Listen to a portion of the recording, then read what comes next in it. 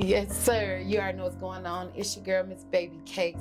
Shout out to my guy, Drizzle Dollars, for having me in the building. Atlanta Avenue Live. I need everybody to tap in. You will be interviewing your favorite stars from Atlanta Avenue. So make sure y'all check in. Make sure y'all follow me on everything at K Hustle and Miss Baby Cake 13 and my SBABYCAKES 13. Check out my music. Check out my podcast at TikTok Live. Shout out to y'all.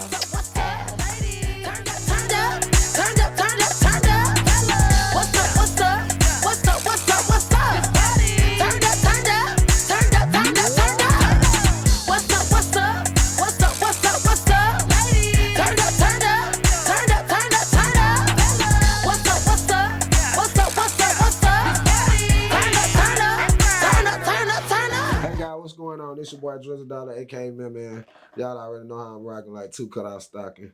This is Atlanta Avenue Live. I got my special guest with me. You already know my sister from a different mister. They are my sisters, Baby Cake. The real Baby Cake. Period. And we're going to get into why they call her Baby Cakes too. I know everybody wondering like I am. But what's up, my girl? What's up, Drizzle? Good to see you, man. Miss Do It All. Oh man, I got a hustle queen. Always you do it busy. all. I had to make a moment though. Come in and holler at Drizzle. You got to make room. Got to make time for man. I do a lot though, man. No, it's all good. Every day is something. It ain't never nothing to do. You know what I'm saying? Hit that for me. It's never nothing. But nah, though, I know this right up your alley. You do this every day or something like that. On Saturdays for K Talk Live, my worldwide broadcast show. You're very good at it too. Thank you. It's been a minute since I've been on the other side of the table, so but you know it's exciting, man. I wonder how it was gonna feel to you to be on the other side. It's a little weird. It's exciting. I gotta remember not to talk so damn much because I ain't the host and I ain't the one asking the questions. Right.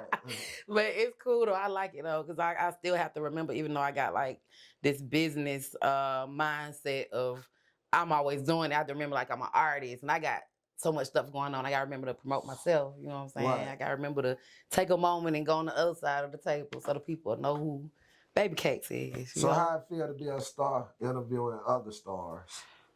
It's humbling, and I feel like the most thing I kind of can relate to is that it's relatable when stars come in. A lot of people don't like if somebody random was just interviewing them. They feel like the person can't even relate to most of the stuff they talking about. But for me, when I get artists or stars come into my TV show, I feel like I can relate to a lot of things that they done went through in their life and just struggles and just, I can relate to a lot of things. And it's humbling, especially when I interview somebody that's at a point where I want to be, you know what I'm saying? I take as much game as I can and it's humbling, you know what I'm saying? So it's different and it's weird, but I feel like I'm blessed to have a lot of different opportunities than a lot of people, you know what I'm saying? So I take advantage of every opportunity I can, you know? So how do that clash in with your artist work for the while being an artist? Man, and to be honest, it's bittersweet. It's bittersweet because with me being in the platform that I'm in, as far as being a host and a brand ambassador, it's hard for a lot of people to. Most people don't even know I'm an artist. They just know that I do promotions. I got a TV show, and then most times people don't want to work with me because they feel like, oh, she already made it, or they hating because of the people that I can touch bases with. You know what I'm saying? So it's bittersweet because sometimes I got people over here that only want to fuck with me because of the people I can touch bases with, and then you got the people that just hating on the fact that I can do it. So I have to create my own lane because it's always gonna be somebody somewhere that either want some or they feel some type of way, or, So I just got to do me and got to focus on where I want and where I'm trying to get. Let me ask you. You said most people don't know you rap. Why you think that is?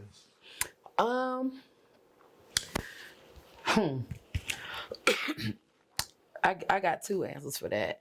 For one, I feel like me personal as a personal thing that I just come to realize, regardless of what people think I'm at right now, as far as my music goes, I feel like I'm my biggest. I've held myself back, even though people may look at me like, "Oh, you here, you there." there are so many things that I haven't even accomplished as far as my music, and I hold myself back. So a lot of people don't. I don't just go out and be like, hey, y'all, listen to my song. I'm gonna go a whole bunch of group people. I know people like that. You know what I'm saying? I was more so focused on, let my work speak for itself. But I feel like I told myself, like, next year I want to do more freestyles, on the social media and just put my music more so out there, Right. even though it's out there with that network. But then again, like with Atlanta Avenue, I was blessed to enter a whole different avenue and network of people that just saw me as Baby Cates, the actress, and they didn't know that. You don't think they knew you rap? Most of them didn't, because a lot of the fans from Atlanta Avenue, when they started following me and they started subscribing to my YouTube and they started listening, they was like, oh, you rap, oh, you got music. A majority of them did, but I was coming to see that a lot of people didn't know I did music. Like, I did a showcase in Alabama. Okay. The week before last. What part? Birmingham. Okay. Shout out Birmingham, Alabama. They showed so much love. And I did a showcase out there with it was a music showcase with 1017 and Sony Music. Okay. And I promoted it and whatnot. And by the time I pulled up, it wasn't even nowhere to park. And I went out there as an artist. But by the time I got in there, the building was packed, and 85% of those people were literally there to see not Baby Cake, the artist, but Baby Cake from Atlanta Avenue. Right. Like, and that blew me away. Like, and then when the DJ was playing my music, they were like, this your song? And I'm like, oh, I ain't know you rap. So it was like a whole different, it was a beautiful thing. But for me, it was like, damn, I'm all the way out here in Alabama trying to do a music showcase. And literally all the way from security to the strippers was like, take a picture with me. Yeah. Well, man. Big blessings. See how this taking over. Not to get the people confused. Right. Let's let the people know who you are. I am. Right. I know we started off late, but we did. Interesting, and I don't want to get too far. Okay. So because we didn't even know who talking to them. Hey, everybody that's tuned in, watching, soon to watch. I am Miss Baby Cakes. I'm from Atlanta, Georgia. Born and raised on the West Side. Grew up on the South Side. I am an artist. I am a host, a brand ambassador. I'm a mother.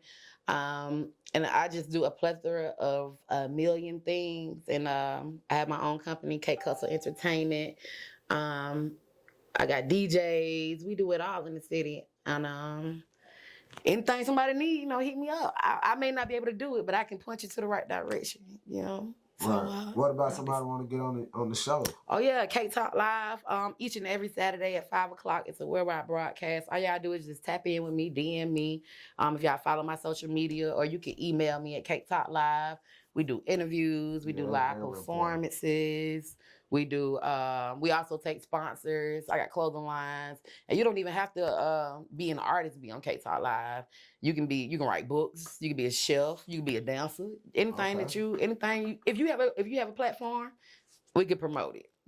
So it ain't even just nothing for artists. It's anybody that got a video, commercials, we got you. And I like how y'all set up here, how y'all got the big Thank stuff, you, with the big screen in the back. Yeah, season 2. Shout out to Jack Trey, man. Yeah, Jack Status Trey. Network. Yeah, he's dope. Jack? I love Jack, man. So, man, did you tell him where you were from? I did. I'm from Atlanta. What grew up on the West Side, Bowden Road. Okay. And then we moved to the South Side, and I pretty much grew up on the South Side, pretty much. Where your rap style come from? You rap real hard. I was just listening to one of your records, and you aggressive, girl. I was saying myself, I wonder where this style came from. I think to be on a female. I think it's really an expression. Like when I grew up, I listened to like Mia X. I listened to Lil' Kim, and I listened to like a lot of the harder females, but I never wanted to be an aggressive rapper per se. It was pretty much like an expression, because if anybody that know me, they know I'm quiet. Yeah. They know I don't say too much. I'm the one in the corner, and I don't say too much. But like music for me was like an expression. So even if I wouldn't express myself right here, you know what I'm saying, I might take all that, everything I'm feeling, and I let it out in the booth. You know what I'm saying? So I think that's pretty much, it was the inner me. I've heard I was aggressive. I done got dumped before because I was aggressive. But I know you got styles though, so you can't be soft. It's exactly. Yeah. And it's pretty much it's I hear anytime I create or I make like music, I feed off of the beat, and I always hear like little beats and cadences in my head, and for my rhythms, and I can go for that. you know what I'm saying. So it's Pop my ish. right, yeah. I hear it, and then I create from there. Like the beat singing that. So let me ask you this: what age does all this started? Because you're very good at what you do. Thank you. I appreciate you. It's a very long time. I was actually I did spoken word. At a younger age, like when I was a teenager, I did spoken word. I did a lot of poetry. I was up at Apache. Okay. Yeah, I did. I was spoken word. I used to write. I was I aced English. Ricky. Oh no, I aced English in college. Like writing was my thing. No, I hear your vocabulary and I see how you put the words together. They very put together. Yeah, so writing was always my thing. And my big brother, he was at the time. He was like he had a good buzz in the city, and he was performing all over the place. And then one day he was just like, I want you to make a song. And I'm like, what age? I was about maybe 18, 17, 18. Yeah, I was young. I was definitely in my late teens, like 18 maybe. Okay. And my brother went in, he played this track for me, and he wrote the song from beginning to end, and he gave me the paper, and he was like, practice that. He was like, I'll be back. And when he came back, he was like, you practice? I was like, no, not quite. I really wrote my own. I was like, I like what you did, but I was like, it didn't feel right. And I never had like really rap before, but he gave me this piece of paper, and I was like, I didn't like nothing that he gave me to practice, because we was going to go to the studio and everything. He was like, well, let me see what you did. And then when I went and I basically rewrote my own thing to what he wanted me to do, he was like, damn. He was like, okay, well, let's lay that down. Okay. And they pretty much went to the studio, and we laid that down. And it was We Ballin'. That was my first single. We Ballin', a song I did my first drop maybe 10 years ago. You still got contact with that song? I do, and I was actually thinking that I was gonna I might actually re-drop it. That song was one of my biggest elevations as like an independent artist. I started doing Sweet 16s. I opened up for Silento for a summer concert. Okay. And so a lot of people. Who made the beat? A guy named Blaze. It's a guy named Blaze. And that's the crazy thing about it. And that's my biggest lesson. We Ballin', the song, was my greatest lesson and blessing as an artist, because of the simple fact that we knew the guy who made the beat, and pretty much, you know how you buy a beat from somebody, you go buy a beat online. Yeah. And then you just ride with it.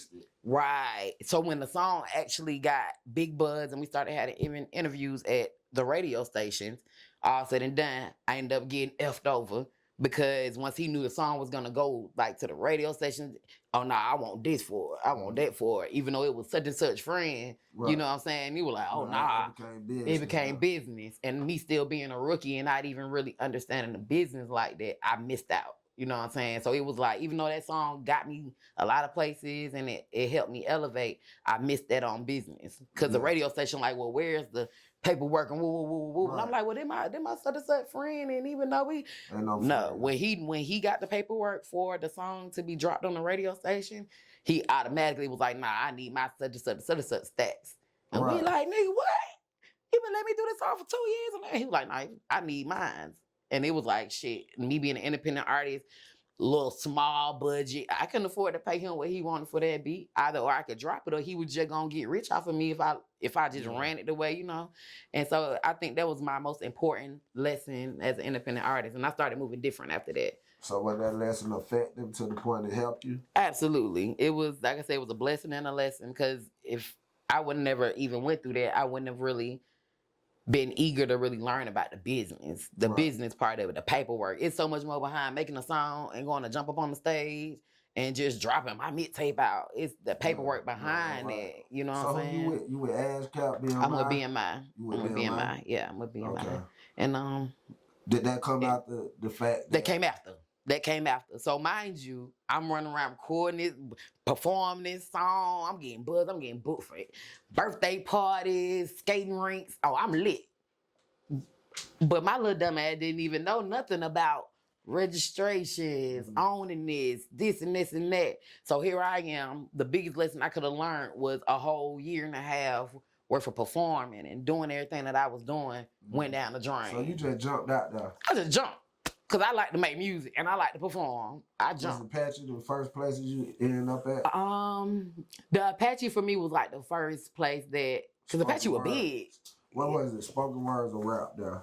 It was spoken word. Yeah, I know. It was spoken word. Going on then. Yeah, it was spoken word. And I think the artist avenue of it intimidated me, being a new artist. Mm-hmm. I think I was intimidated by the artist factor of the performances because there was a whole different vibe than spoken word night. Right. Like open mic night. Oh, them artists, like you had to be on your shit. And it intimidated me. But when I actually got that chance and opportunity, when I was actually ready, I turned down a lot of opportunities to perform at the Apache, only because I was intimidated, and like I said, I was my biggest fan and my biggest critic, right? Yeah. But then when I actually had the opportunity and I knew I was ready to go perform, it pretty much changed me as an artist, right? Because I was like, oh, now you got to be for real, you know what I'm saying? Like now you got to stop playing these games, and I really like went for it after that. What do a female artist look for when she's looking for a man, a rapper, a female rapper? Like a man, like in real life. Yeah, like what do you look for? I mean, then what you want from them? I think as an artist, as a female artist, it's very important to be able to find somebody, for one, that trusts you. Because of just the industry that we in, you know what I'm saying? For one, we need somebody that trusts you. For two, you need somebody that believes in you. Three, you need somebody that's gonna rock for you. So when you say that stuff, not to cut you out, you need to come to your show. Yeah, or not even if he can't make it, you know what I'm saying? Like, put the little flyers up, you know what I'm saying? Yeah, put a little money and invest a little bit, you know what I'm saying? Just show me that. I need my man be my number one fan, period. Like, when it's all wrapped up and said and done, like, be my number one fan, be my number one supporter. And just, it means a lot, you know what I'm saying? If you got a problem with the rapping stuff, they don't want you to be a rapper. Yeah, then that ain't gonna work. That ain't no relationship. But then like, you don't felt in love with it. Man, it's getting toxic. Well, me being the woman that I am, and I know what I want, and I feel like I'm always get what I want because I'm gonna stay gun-ho stuck on it. No, regardless of how much I love him, he not gonna deter me from my dream and my goal. So it music over man. Yeah, absolutely. So nigga, you better step up, and you better rock with me, or you can stay over there. Interesting. Cause that's my passion. Cause music was there for me when nobody was there for me. You know what I'm saying? My passion, all this was as much work as I put into it, and time and grind and tears, like that would. I wouldn't dare throw that away. You know what I'm saying? I would only want to be with somebody that would want me to accomplish that. Something that mean that much to me, I would want him to be pushing me for it. You know what I'm saying? Not trying to take it away from me. Right. You know what I'm saying? That's when like you said, that's when it get toxic. That's when it so get what bad. music do for a baby cake? What it do for you? I mean, it's music. You get paid off for it right now? I'm getting paid off of it. I'm definitely I definitely have been getting my checks from my downloads and stuff. Thank y'all to everybody that's been supporting me on that. But I have been getting my royalty checks from my music. Performing checks. Like, I didn't stop when COVID hit. Like, a lot of people sat the fuck down. I basically. You kept going. I matched the gas. The show kept going too? Everything. The Saturday show? Every Saturday, yes. I didn't stop it all. Like, when COVID hit, everything shut down. Oh, no, I started mashing the gas. I was at Escobar on the south side. Then I was over on the Rose Gold in Riverdale. Like, I was sticking and moving and just creating events. Whether it turned out or not, I never stopped. You know what I'm saying? Where that motivation came from? Because everybody pretty much stopped. Why you didn't stop? I can't. You can't? Yeah, and I can't. Yeah, and I think and I know it's more so just from everything that I've been through in life, and knowing the sacrifices and how much I done put into everything. I can't stop. You know, I feel like consistency is key to anything that you're doing. And I know me, if 1-2 days go by, I'm like, and I ain't promoted nothing or something, I feel like I done fell off. Right. So it don't take 24 hours for me. You know what I'm saying? So I just have to continuously move and continuously just to make some type of move a route. You feel me? Like I just have to do something. Lazy. Exactly. Where do you think I'm your work ethic came from?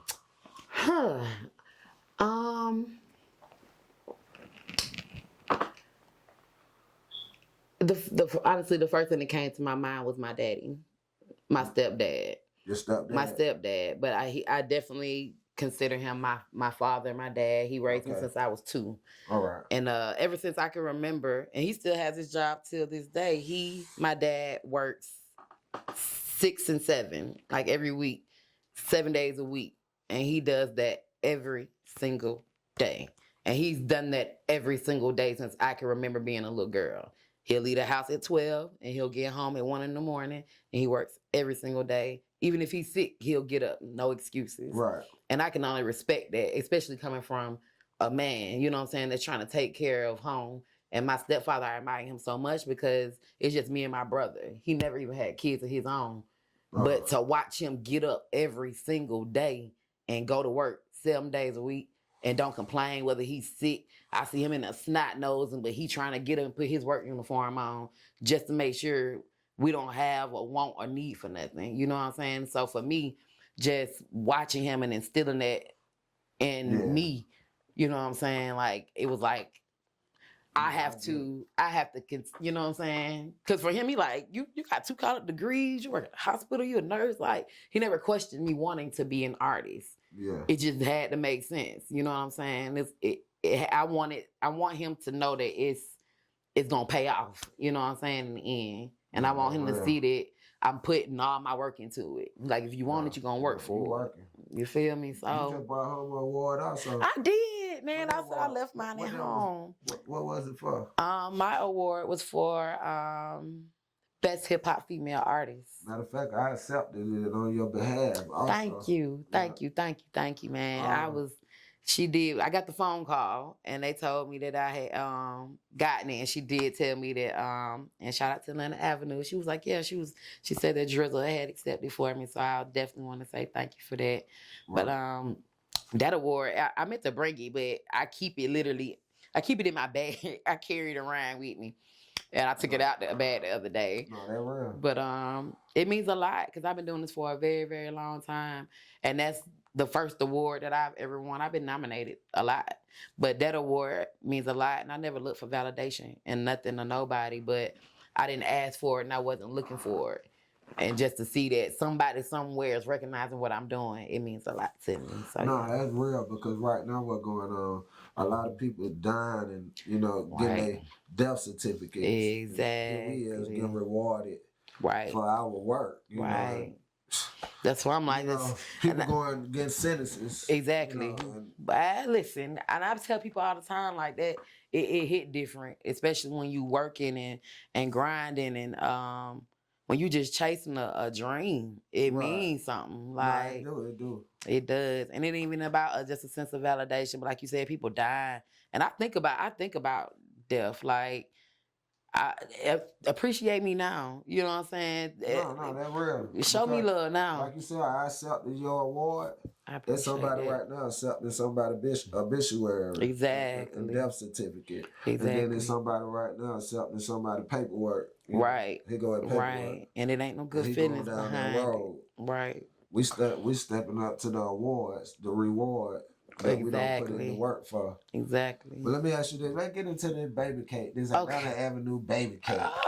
For one, how that name came about? Did it come about? Was it made up during the Atlanta Avenue series? Or man. Been baby cakes with you? Well, no, Baby Cakes has actually been the name Baby Cakes had been rocking with me for since college, actually. Okay. And I remember when I came to Atlanta Avenue, they were just like, no, Cakes. No, call it Cakes. I was like, it kind of went with the character.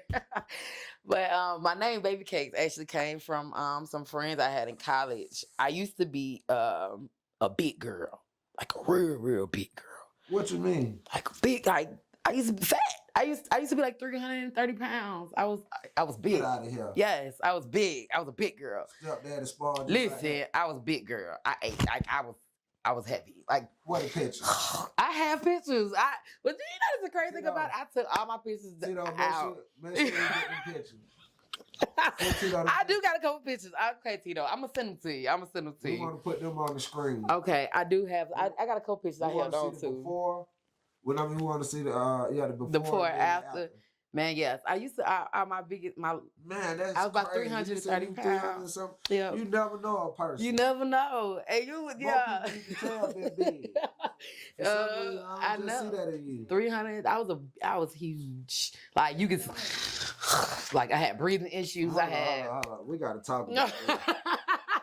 I don't tell nobody that. Yeah, I had a breathing machine. I said you perform. I had a breathing machine. You perform like you making these stallions.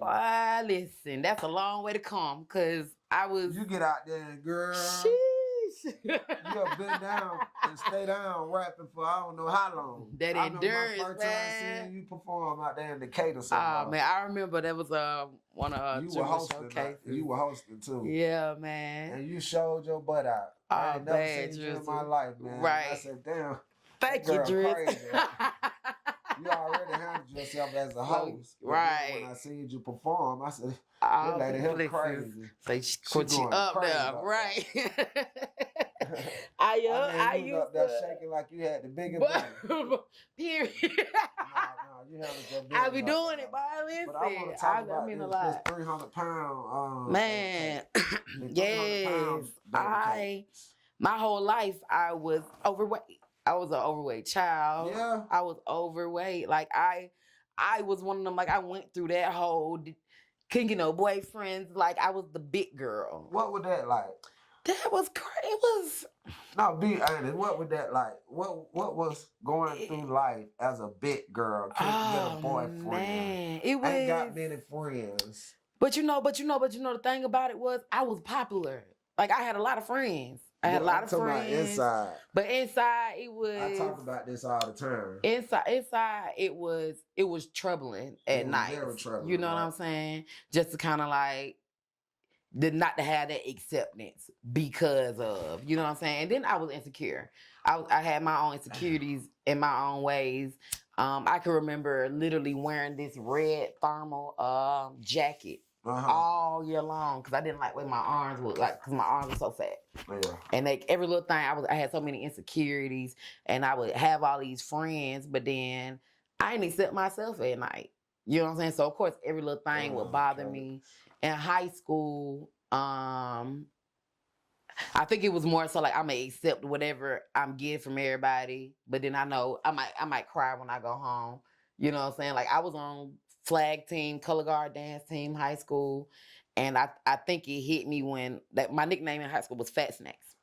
Because I used to keep a lot of snacks. I still do. That's why I keep food on me all the time. You always, I'm putting it together in my head. Now is it making sense? Look, we know you got a sandwich in your bag. Look, now my head's spinning right now. Look, I'm on the set right now. I'm on Atlanta Avenue right now. Oh, man. Look, we're going to go on break, guys. We got to come back to this, but we're going on break. We'll be back. This is Atlanta Avenue Live. I'm your boy, Drizzle. That's my guest. Baby Cakes, y'all already know how we rocking. After then, we might go get a steak. Listen, love to eat. Swell. Let's go. My mommy's a boss.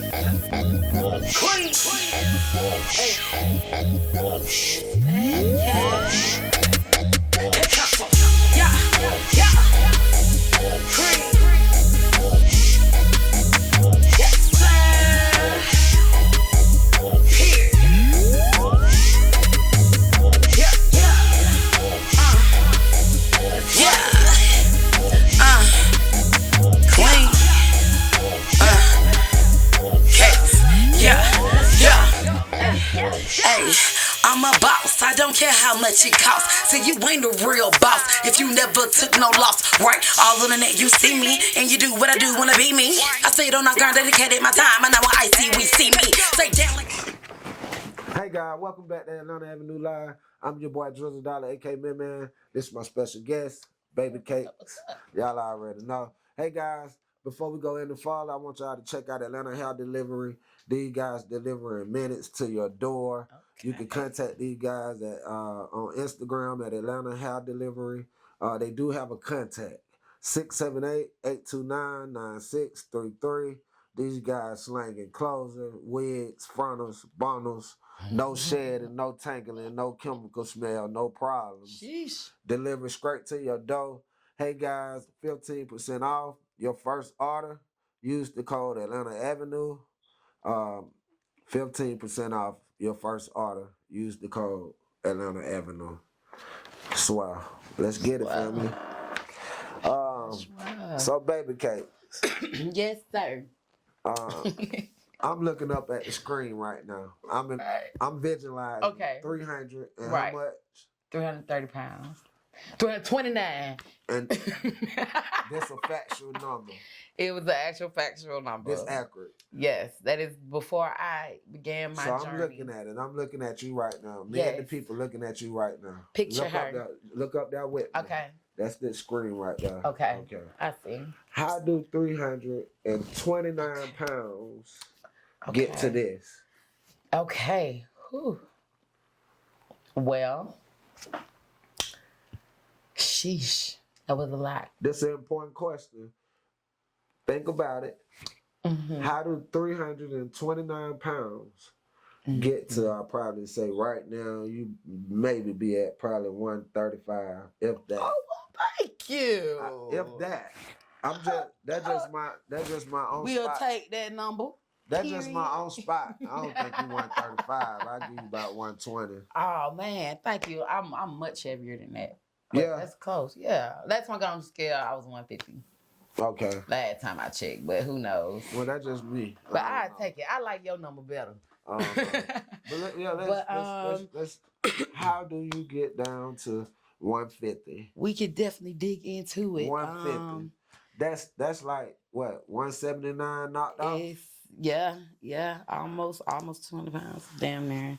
It's definitely a whole mental change. I had to relearn to basically eat.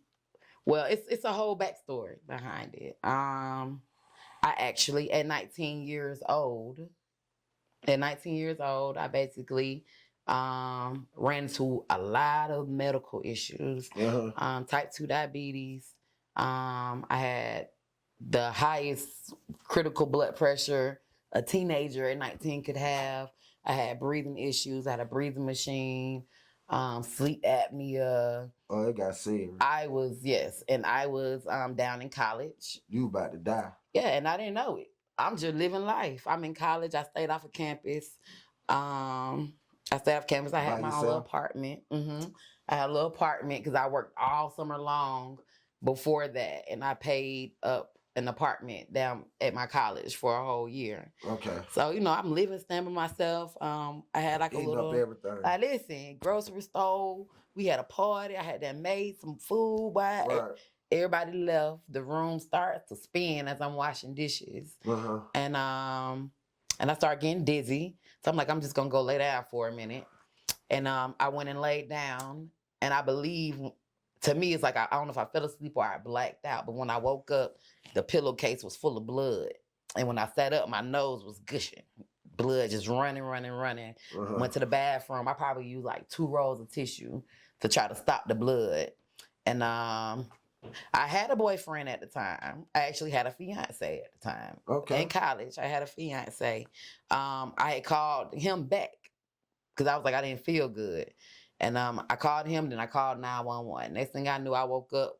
I heard the ambulance. They done kicked the door down. I was passed out in the bathroom and like a puddle of blood.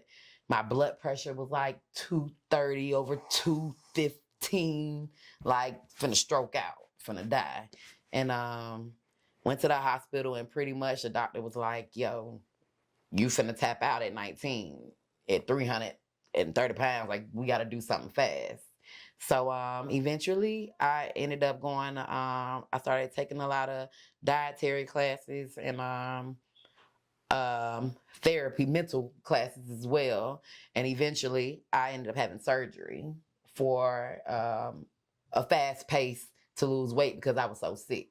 Yeah. So they had just came out with something called the lap band. It had never been done on anybody. They had literally just created Pronounce it again. Yeah, lap band.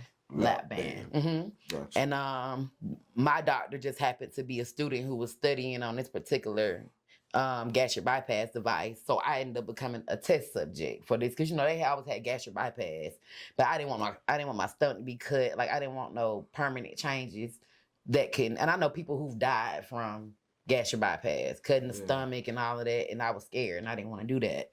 So I agreed to practice for them. Not well, I don't say practice, well, but I agreed. Well, you was an experiment.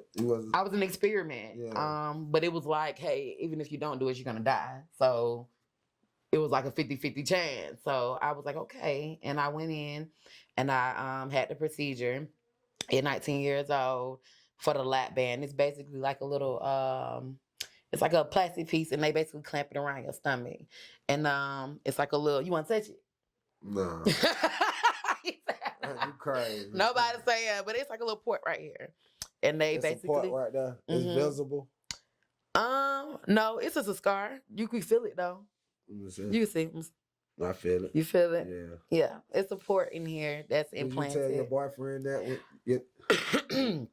No, that I usually don't tell until it gets physical because I only have so much restriction with my stomach. So, it's certain times and certain time it come a point where I have to tell somebody like, okay, wait, I got this thing in my stomach but it hasn't never given me no issues. Like I haven't had like no, well, there was a health scare in the beginning. Yeah. But I've learned I had to learn how to live with it.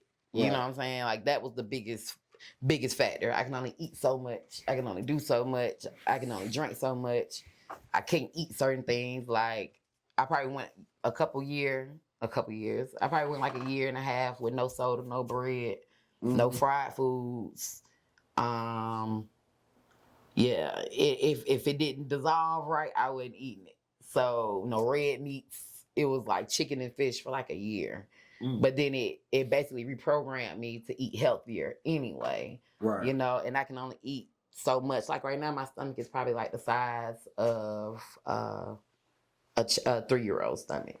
So you really been you blessed to be here. Absolutely. Yeah, I was definitely on my deathbed. Yeah. I was definitely on my deathbed. And they pretty much, my only options was die or try this fast-paced surgery. And it was like, I had never been under the knife or anything before. But it was like pretty much life and death, And then I was only 19 years old at the time. So I went in, I had the surgery. My biggest struggle with being a big girl my whole life was having to relearn how to eat and not being able to swallow food the way I wanted to. And that was like a big mental change. But I lost like 100 pounds in like 8 months. Like the weight was like falling off. So experiment. Yeah. So the weight was falling off. And then it pretty much brought me into a mental thing because now you're starting to see how people treat you different when you look different. Yeah. You know what I'm saying? That's when the mental started to play in. Like, damn. And the same people that probably knew me before, they nice to me now. You know what I'm saying? So that started to play a big mental game with me just looking different. But for me, in my mind, I don't see what everybody else see. You know what I'm saying? And why was that? Yeah. I think just because I had been big my whole life. And it took me a long time. Like, I was still wearing my big girl clothes. My mom was like, please, take them. I was holding my clothes up. Like, stop wearing. Like, it was a mental change that I had to go through. I guess just, I think the acceptance that I started to get was, it scared me. And I think you just go through this mental thing of like, dang, y'all didn't accept me before. Mm-hmm. You know what I'm saying? But not everybody want to be cool. Everybody want to be my friend. Everybody want to. But I embraced the more positive part on that. Right. You know what I'm saying? I used it to my advantage. You know what I'm saying? And it basically exposed things for me in a way for how people can be. So it was a blessing. So you were bullied. Huh? You was basically bullied. I was bullied when I was younger. Yeah, I was bullied. I was definitely bullied. So no, I see why you saying now everybody want. Right. And I It caught overlooked you off it. guard. Right. But I always played nice. Like I never stood up for myself. So I think Baby Cakes is her. You know what I'm saying? Like that expression for her because I never spoke. If people made fun of me, oh, I just laugh along and just, you know what I'm saying? I'm not her no more. Yeah. Like, but I think me being able to express all of those feelings and emotions, I think that's kind of what created Baby Cakes. Oh man, that's raw. Thank you, man. And now your confidence on the 100. Right. Oh yeah, of course. I don't give a fuck what nobody say. Like, you can't tell me nothing. It don't even matter what you say. Like I'm gonna keep on doing me, you know. Got to. So let's get Atlanta Avenue. Atlanta Avenue Baby Cakes. How that come about? Man, First episode. You for one, like shout out to you. Shout out to you. I Shout out probably to been you. on you. I was just gonna say you had done been on my ass for a minute, but it was just the schedule. Like I just was so busy. But I remember.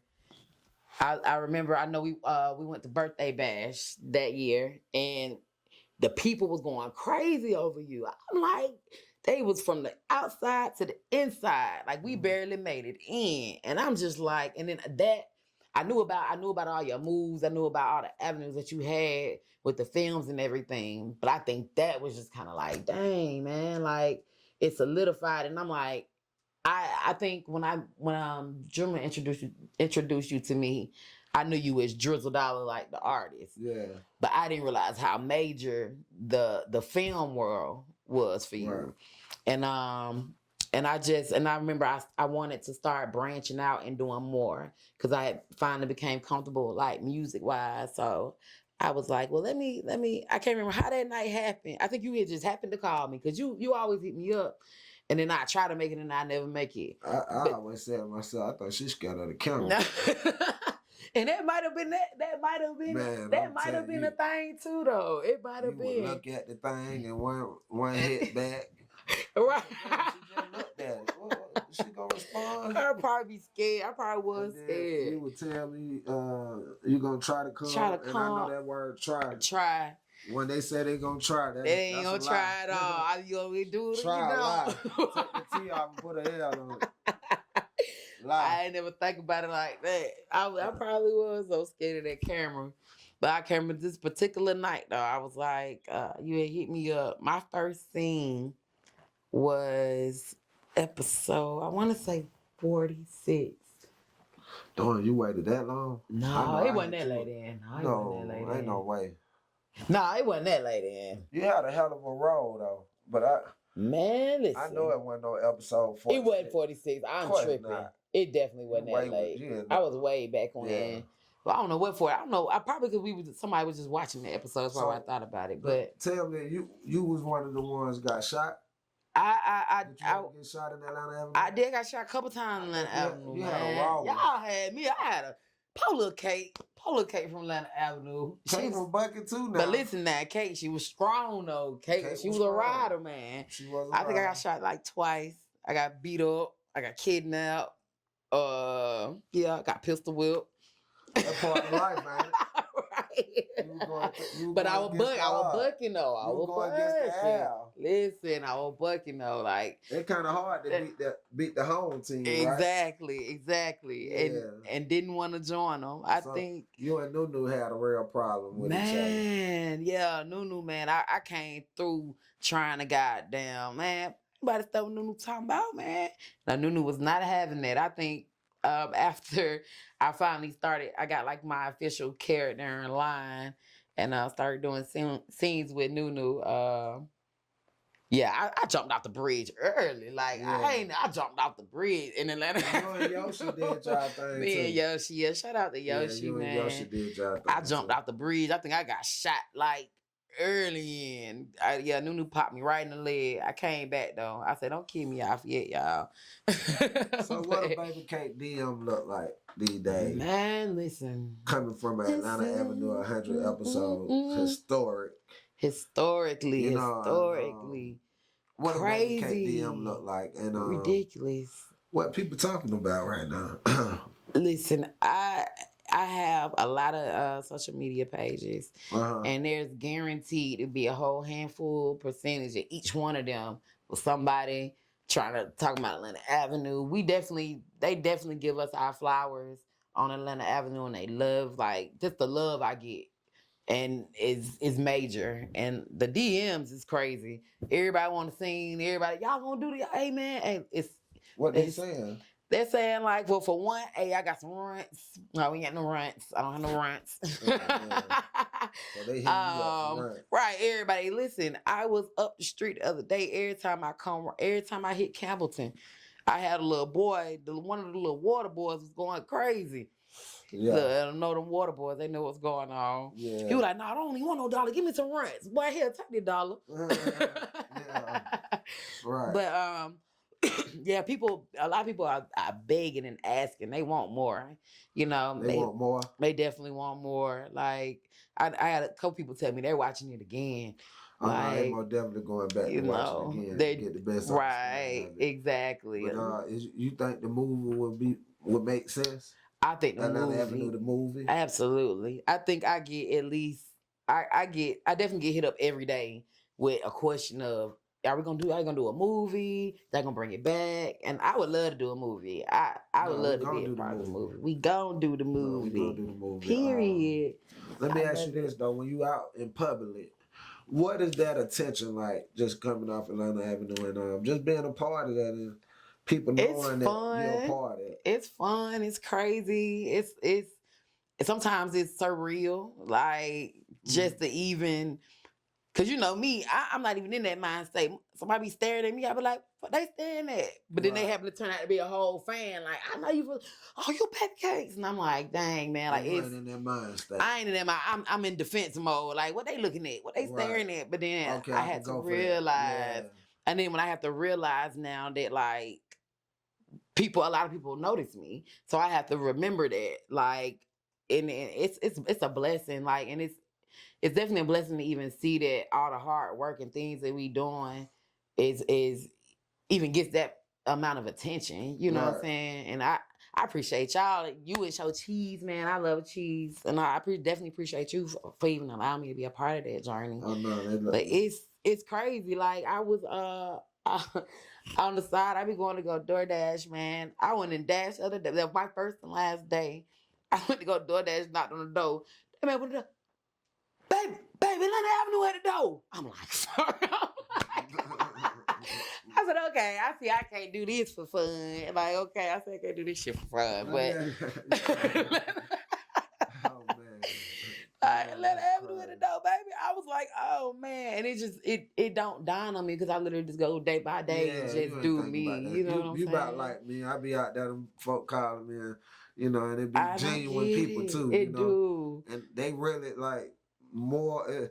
It's like they really in this stuff, you know, and they take it real serious, and they be for important real. to know the answer. Man, what we gonna do? We bringing it back or what? Right, like you have to know what you're gonna tell these people. Yeah, because it's very important at this point. You know, it growed on people, and people like, bro, you messed up my Saturday. Like they they just like my Saturday wrapped around this stuff. Right. I got a dude got a barbershop, and he gonna watch this probably. I don't know. He hit me up. He said, bro, I closed my barbershop down, shut down at 4.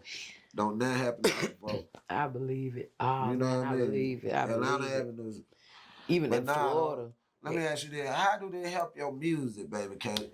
It helped. It definitely helped me being an artist, because all those fans, like Atlanta Avenue got like the most loyalest fans. Like, I can't even. Them folks so loyal. I love all the fans from Atlanta Avenue. I love y'all so much. Like, they literally follow. You know what I'm saying? They follow me from Atlanta Avenue. They follow me to my Instagram, even to my Facebook, even to my I got Atlanta Avenue fans that check in on my TV show every Saturday. They check in. You know what I'm saying? So it was a big blessing just to even have that avenue for myself to go from the film to the music. You know what I'm saying? So it's definitely a blessing for me. I have no complaints. Let me ask you that: where you get your acting skill from? Because you came in as a natural. I mean, I don't know where it came from. Have you did it before?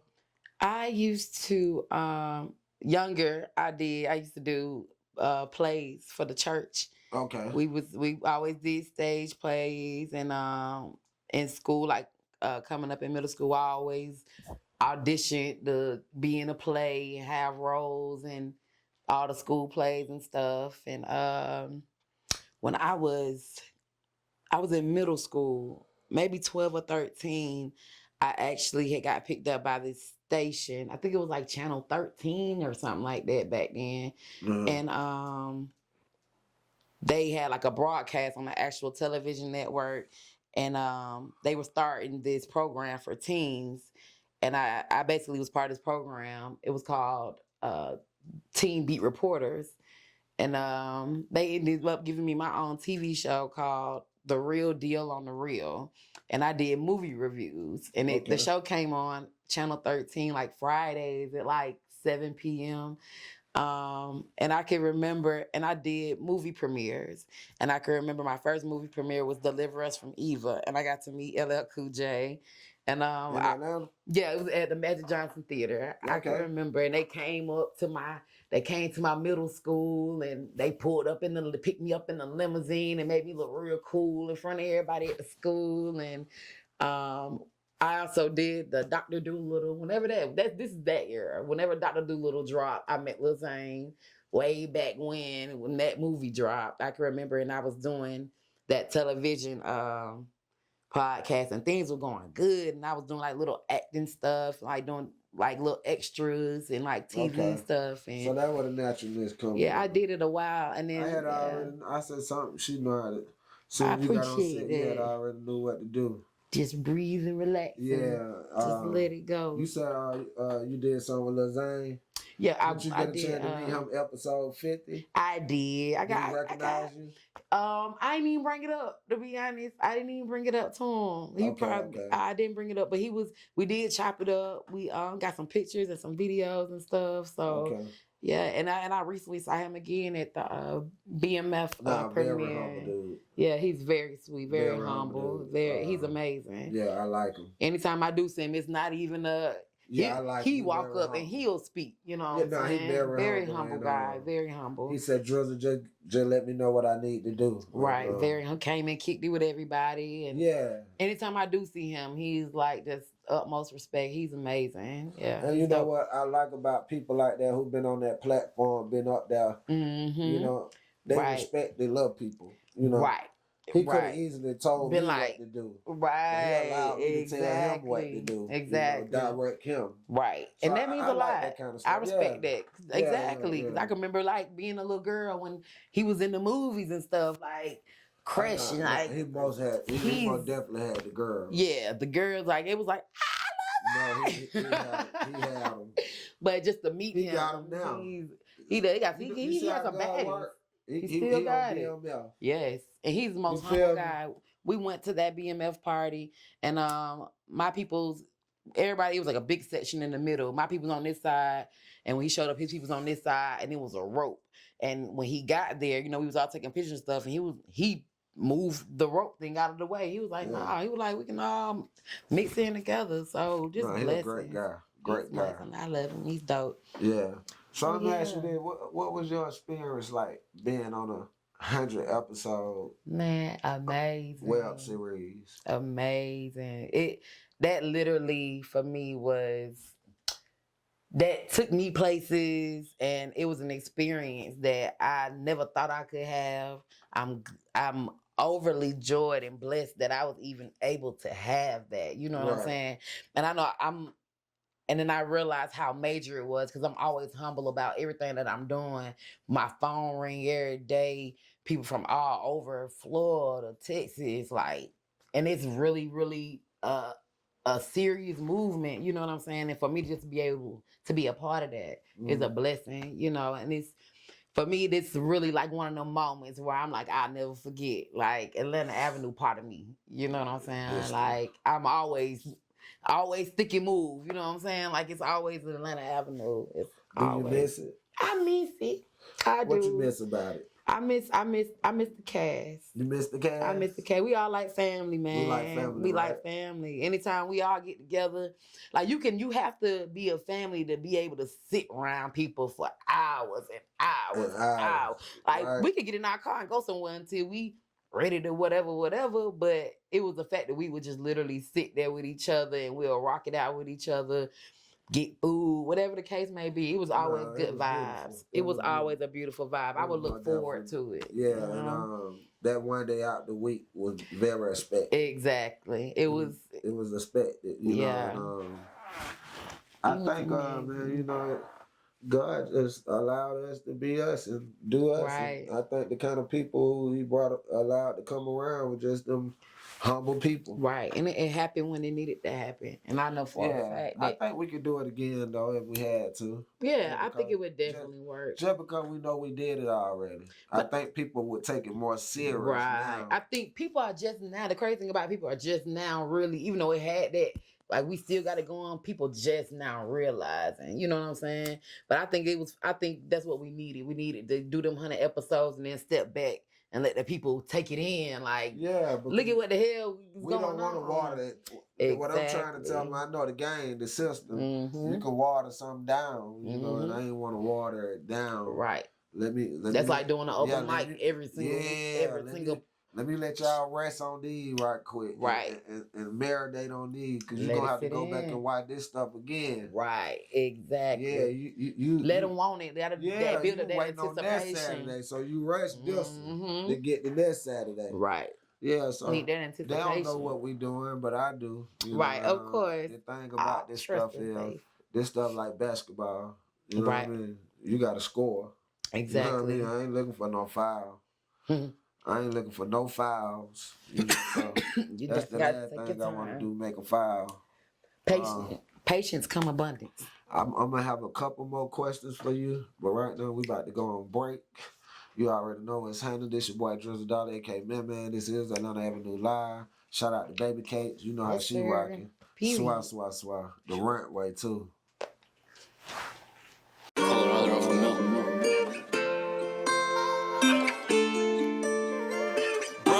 Brought it from the space.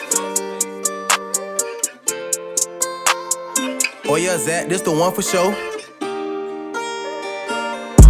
She the same little chick in the hood, everybody you the like, yeah. She the same little chick in the hood, everybody you the like, yeah. I'm trying to smash some. Hey guys, welcome back to Atlanta Avenue Live. Let's get it, Kate. Man, what you got coming up? Man, so as always, my show will continue each and every Saturday, Cake Talk Live. It's a worldwide broadcast. You can just follow me at Cake Talk Live.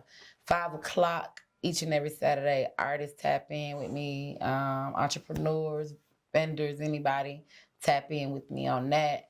I'm also dropping my new project next year. Top of the year, I'm dropping my new project. Produced by DJ Krispy Kreme.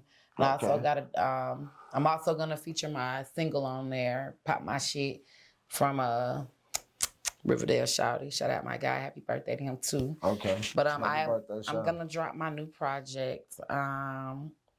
And I actually haven't told nobody what I'm gonna name it, but I'll go ahead and drop that today. What I've decided to call my second official project, it will be called Unavailable.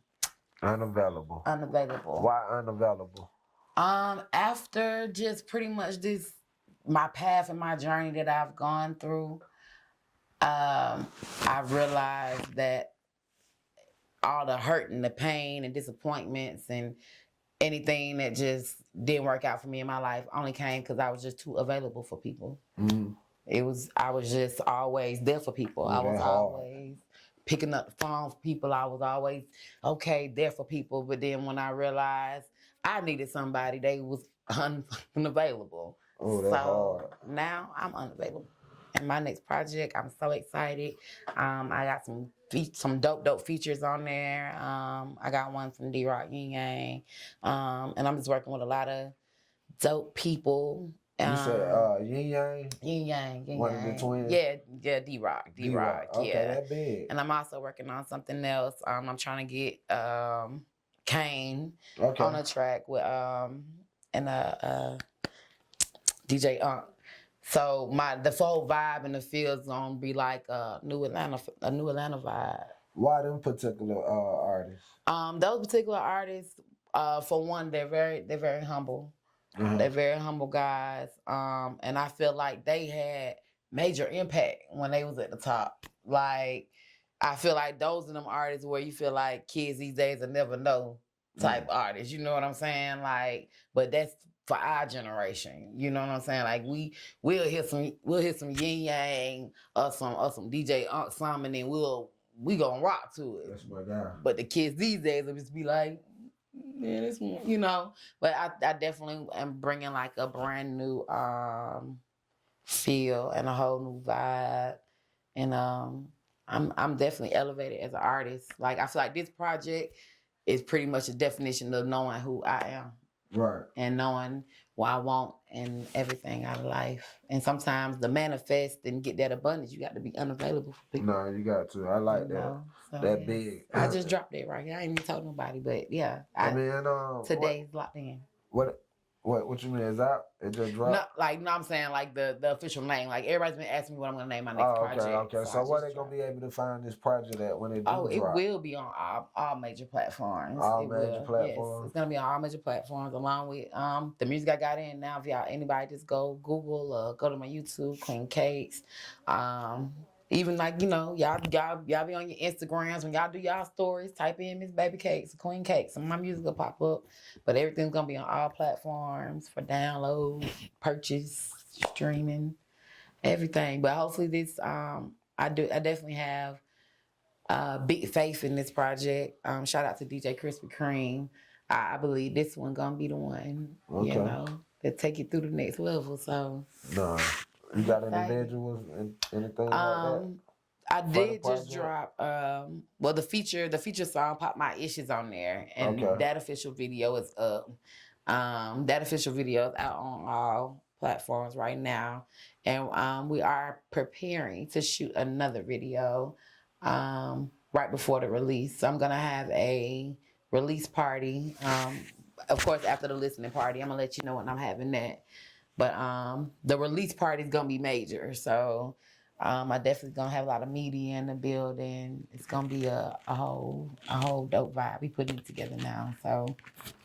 Let me ask you something. Who was the cameraman on the Pop My Ish? Pop My Ish. A guy. Well, they call themselves Legal Eyes.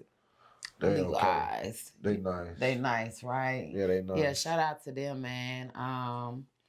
Legal Eyes. They came out and we shot Pop My Ish video for 2 days because I had those parties. And shout out to Atlanta Avenue. We used the clubhouse for the second one. And when I tell you, they made like... Nah, them guys nasty. They did I like crazy. I definitely was not disappointed at all. They did a dope job. Probably they contact. Yeah, I'm going to have to link you in with them because they are amazing. Yeah. That visual was like that was my elevated... No, that was it.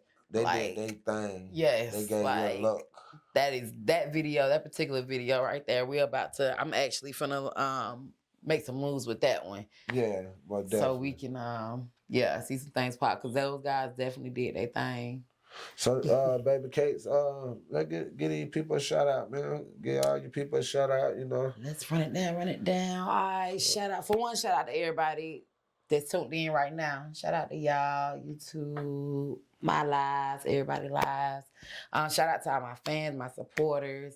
I definitely got to send a major shout out to DJ Krispy Kreme for my next project and putting a lot of faith in me after coming back from his deathbed. And he put his all into me and creating my next project. And he has... Said, hold on, I don't mean to cut you out. You said coming back from his deathbed? Yes. What you mean? Well, he was... he had basically fell ill. And pretty much he went into coma, and then he pretty much flatlined, and he's back. He DJing, he making beats, and God, he's good. touring. You know what I'm saying? Ooh, And look how God that work. man came back. He could barely even speak. Y'all thought he was dead. Yeah, I didn't wasn't never believe it. dead. He wasn't never dead. And never died. God had to just let him wake up, you know, Right. get him back together. Absolutely. You know, he was losing it at some point, probably. Absolutely. I don't know his story, And- but you telling her his glory. Right. Exactly. And for him His to come glory back, sound good. then the day he came, when he came and he reached out and communicated to me, and was basically like, check your email. For me to know that you coming back from your deathbed and one of the first things you thinking about is blessing me with a track and you telling me that you believe in me. And this is basically creating one of the most major things that I think I'm ever gonna produce as an artist. You know, that's major to me. And big blessings to him. Man, and, miracles. Miracles, yes. Miracles. Yes, sir. I'm trying to tell you. Word of mouth. Word of Cake mouth. Hustle, word of mouth. Swell. And shout out to all my fans and everybody that definitely supports me, man. Like, I can't do it. And my DJs, shout out to y'all as well. 285, Money. I love you guys, everybody. Like, I feel like for me to individually pinpoint and handpick, like, it wouldn't even do justice. Right? It wouldn't do justice. I just said name the people you know who the closest. But them ones that's right here in my heart, like, yeah they here. My baby girl, thank you for letting mommy chase her dreams. Yeah. Period. That what's up. And my mama.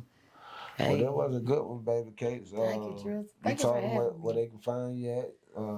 All my Instagrams at Cake Hustle, at Queen Cakes Promo, at Cake Talk Live, at my personal Instagram, Miss Baby Cakes, MISBABYCAKES.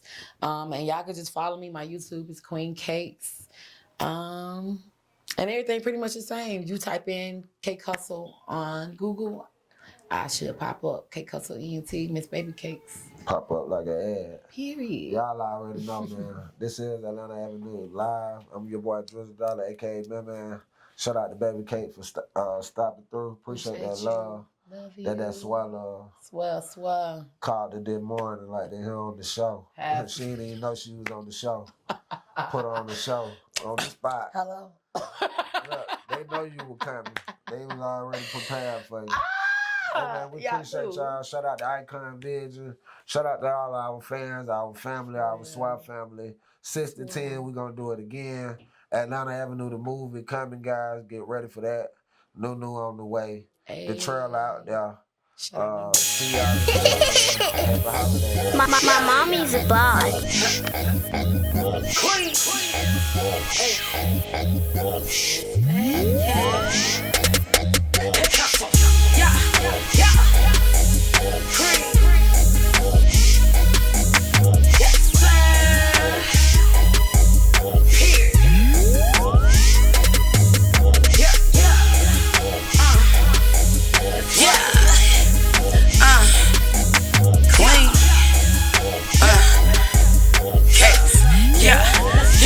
Hey, I'm a boss, I don't care how much it costs. See, you ain't a real boss if you never took no loss, right? All on the net, you see me, and you do what I do, wanna be me. I stayed on our grind, dedicated my time, and now when I see, we see me. Stay down like... I swear. Who said that?